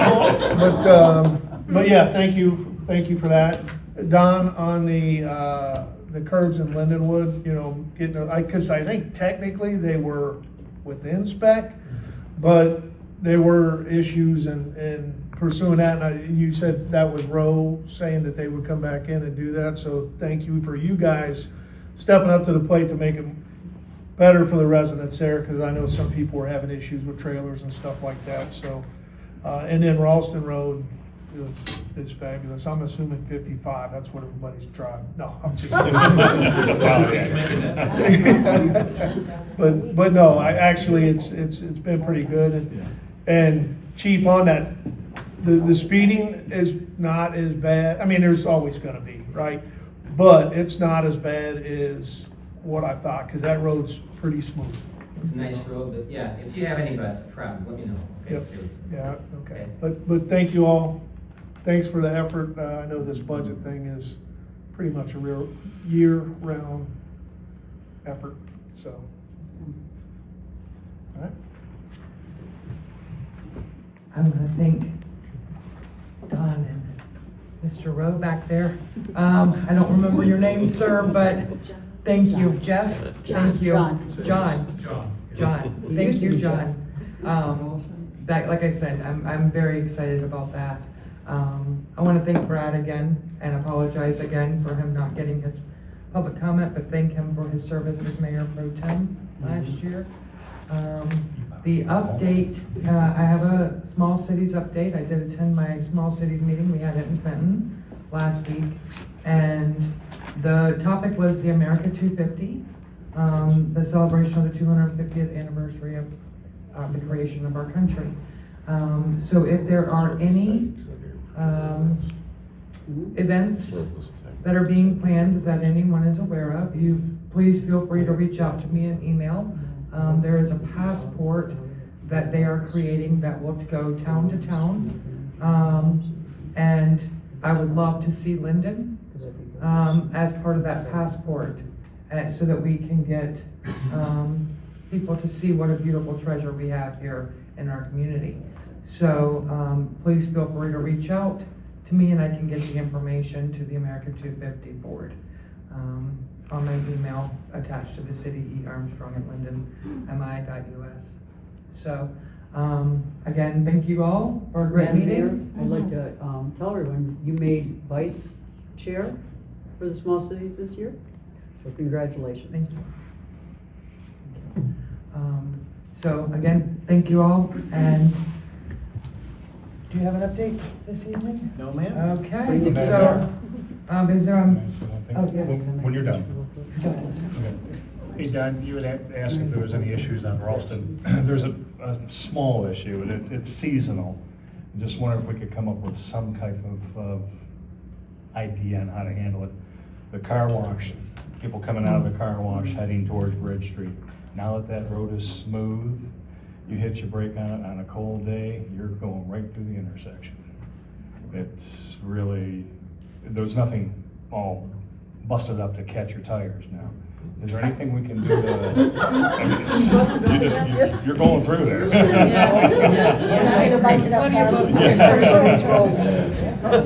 I mean, it's seasonal, it's only on the real cold days. Can we get a barrel out there with some salt and stuff? Because I know me and Jerry would stop and throw some. Yeah. Oh, Let